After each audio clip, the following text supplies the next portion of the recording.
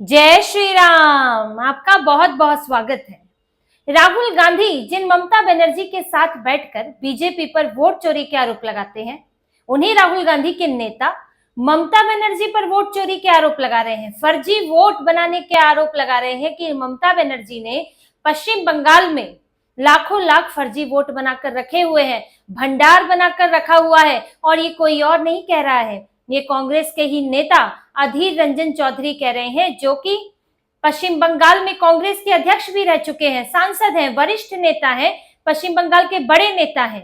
और उन्होंने ये बात ऑन कैमरा मीडिया के सामने कही है कि ममता बनर्जी ने पश्चिम बंगाल में, ऐसी हमें जानकारी मिली है कि ममता बनर्जी ने पश्चिम बंगाल में 35 से 40 लाख वोट फर्जी बनाया हुआ है। और जैसे कि लक्ष्मी भंडार खुले होते हैं, यानी कि अलग अलग तरह की दुकानों के भंडार खुले होते हैं, वैसे ही इन्होंने यहाँ पर फर्जी वोटों का भंडार बनाया हुआ है। अब ये आरोप है अधीर रंजन चौधरी का, जो कि कांग्रेस के वरिष्ठ नेता है, राहुल गांधी के वरिष्ठ नेता है।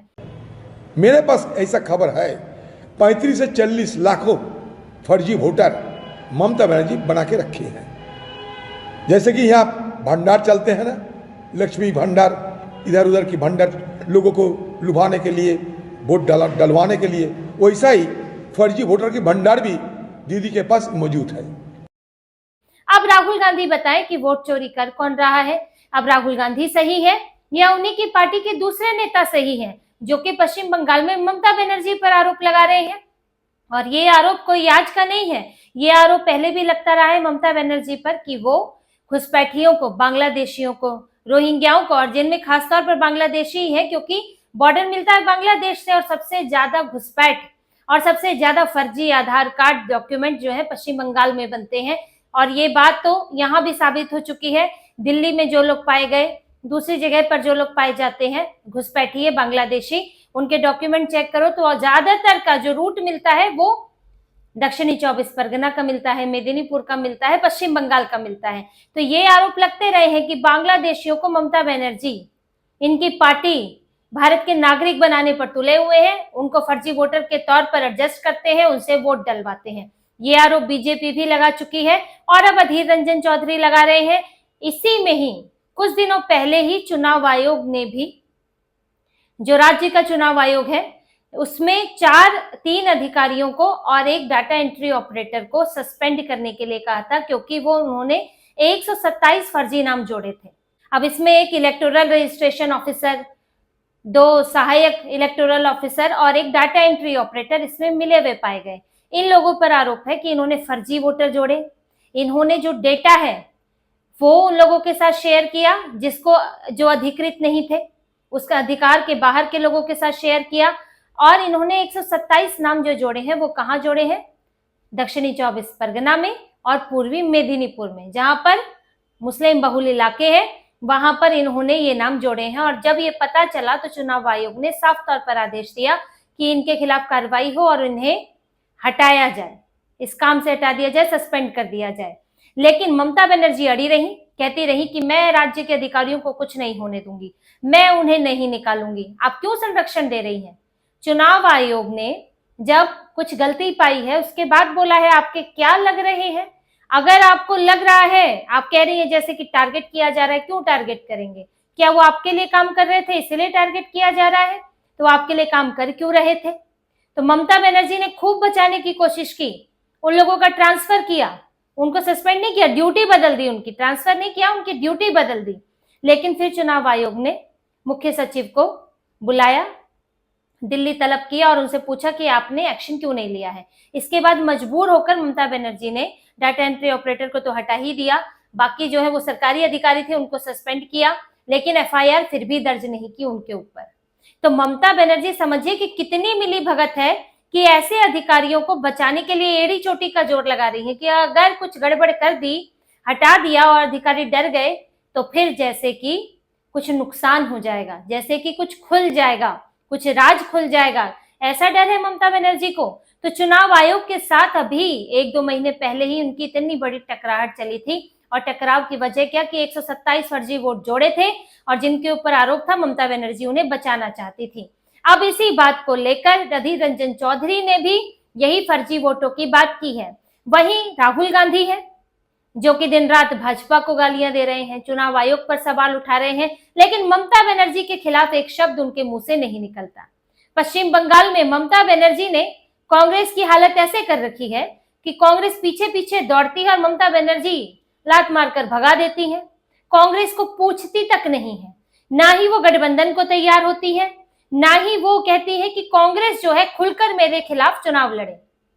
यही कंफ्यूजन होती है। अधीर रंजन चौधरी पिछली बार इसी के शिकार हुए हैं। वो पहले भी मुखर थे, पिछले लोकसभा चुनाव में भी उन्होंने साफ तौर पर कहा था राहुल गांधी को, इनकी लीडरशिप को, कि हमें ममता बनर्जी के खिलाफ चुनाव लड़ना चाहिए, उनके खिलाफ बोलना चाहिए, या तो वो हमसे गठबंधन कर लें, अगर गठबंधन नहीं करती हैं तो हम वहां बोले तो किसके खिलाफ बोले। भाजपा तो वहां सत्ता में है नहीं, एंटी इनकम्बेंसी ममता बनर्जी के खिलाफ है। हम क्या करेंगे और अभी की सरकार की क्या स्थिति है ये तो हमें बताना पड़ेगा। लेकिन यहां से राहुल गांधी एंड टीम ने, इन लोगों ने साफ साफ मना कर दिया, आला कमान टीम ने, कि नहीं ममता बनर्जी के खिलाफ कुछ नहीं बोलना है। अधीर रंजन चौधरी वो अपनी बहरामपुर की सीट हार गए। बहरामपुर से वो जीतते थे और अपनी एक कॉन्स्टिट्यूंसी होती है, कोई भी नेता वहां काम करता है, कॉन्स्टिट्यूंसी को तैयार करता है। लेकिन यूसुफ पठान एक बार आए, मुसलमानों का ध्रुवीकरण हुआ और सारे वोट उन्हीं को पड़ गए और यहाँ अधीर रंजन चौधरी हार गए। लेकिन फिर भी राहुल गांधी ममता बनर्जी के आगे झुके रहते हैं। यहाँ तक कि ममता बनर्जी कांग्रेस के साथ दिखना तक नहीं चाहती। इंडी गठबंधन की बैठक में वो नहीं आई, अभिषेक बनर्जी को भेजा, और भी स्पीकर का चुनाव था तो उसमें साथ नहीं दिया। अब भी जो वाइस प्रेसिडेंट के लिए कैंडिडेट चुनना था तो ममता बनर्जी ने क्या कहा कि गैर राजनीतिक होगा। उन्होंने शर्त रखी थी क्योंकि राजनीतिक होगा तो वो तो कांग्रेस की पार्टी से चुना जाएगा, तो हम नहीं चाहते कि कांग्रेस से ही कोई बाहर उसको उम्मीदवार चुना जाए। बार बार कांग्रेस गठबंधन के नाम पर अपने नेताओं को आगे नहीं बढ़ा सकती।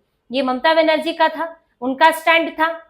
अब ममता बनर्जी बार बार कांग्रेस को साइड कर देती है। अब राहुल गांधी, इनकी टीम इस कंफ्यूजन में है कि ममता बनर्जी के खिलाफ बोलेंगे, वोट बट जाएगा, बीजेपी जीत जाएगी, लेकिन आपकी पार्टी तो खत्म हो रही है, आप चुनाव ढंग से नहीं लड़ेंगे तो आप वहां बचेंगे कहां।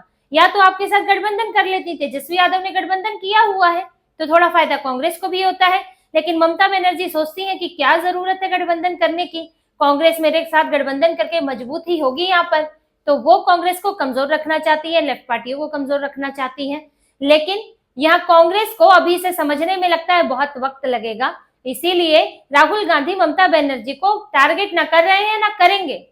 विधानसभा चुनाव में भी यही होने वाला है और इस वजह से कांग्रेस में फूट पड़ती है।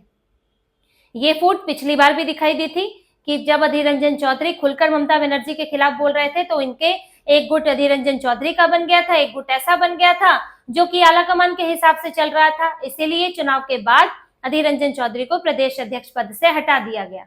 लेकिन अभी वो फिर एक्टिव है और उन्होंने फिर ये बयान दिया है और वो बार बार ममता बनर्जी पर ये आरोप लगा रहे हैं कि वो गलत तरीके से चुनाव जीतती है, यहाँ पर फर्जी वोटों का इस्तेमाल होता है। लेकिन जो दुहाई दे रहे हैं कि हम चुनाव में चोरी नहीं होने देंगे, हम जो है चोरी करने वालों को गद्दी से उतार देंगे, तो राहुल गांधी में क्या ये हिम्मत आएगी कि वो पश्चिम बंगाल में ये बात कर सके।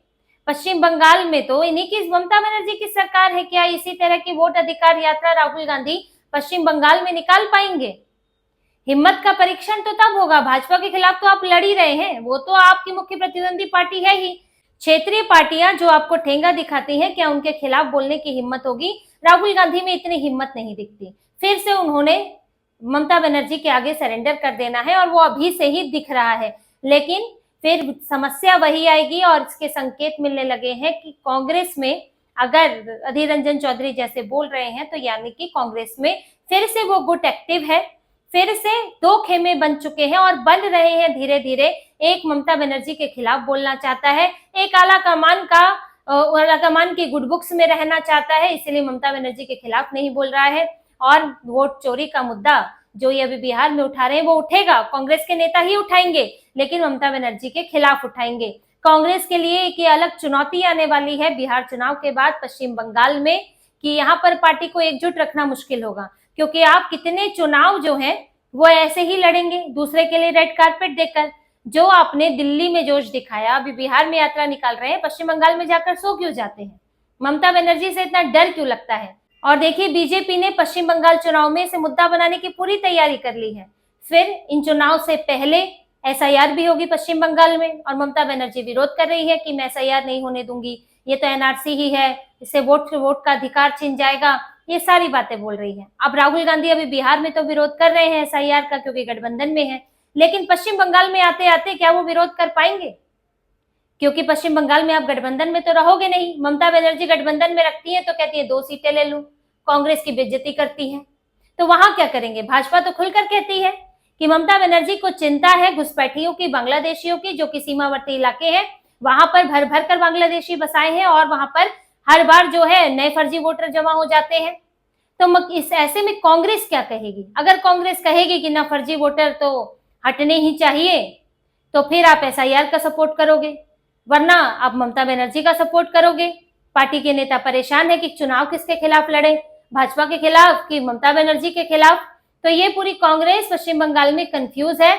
आगे ये कंफ्यूजन और बढ़ती ही जाएगी और राहुल गांधी का इसके पास कोई हल नहीं होता है। बिहार में तो जो नतीजे होंगे वो तो दिखेगा ही। वोट अधिकार यात्रा और इनकी वोट चोरी का कितना असर है ये इनकी 1 सितंबर के बाद की यात्रा के बाद ही समझ आ जाएगा इस मुद्दे को लेकर। लेकिन पश्चिम बंगाल में तो इनके लिए एक तरफ कुआं और एक तरफ खाई होने वाली है। ना ये एसआईआर का विरोध कर पाएंगे, ना ही ये उसके समर्थन में खड़े हो पाएंगे और ममता बनर्जी पिछली बार की तरह राहुल गांधी कांग्रेस को अपनी उंगलियों पर ही नचाएंगी और कांग्रेस के नेता आपसी विरोध में ही इनकी पार्टी पश्चिम बंगाल चुनाव में फंसकर रहने वाली है। तो इसी तरह की और खबरें और विश्लेषण आपके लिए लाते रहेंगे। हमसे जुड़े रहिए, सब्सक्राइब कीजिए, कमेंट कीजिए। बहुत बहुत धन्यवाद। जय श्री राम।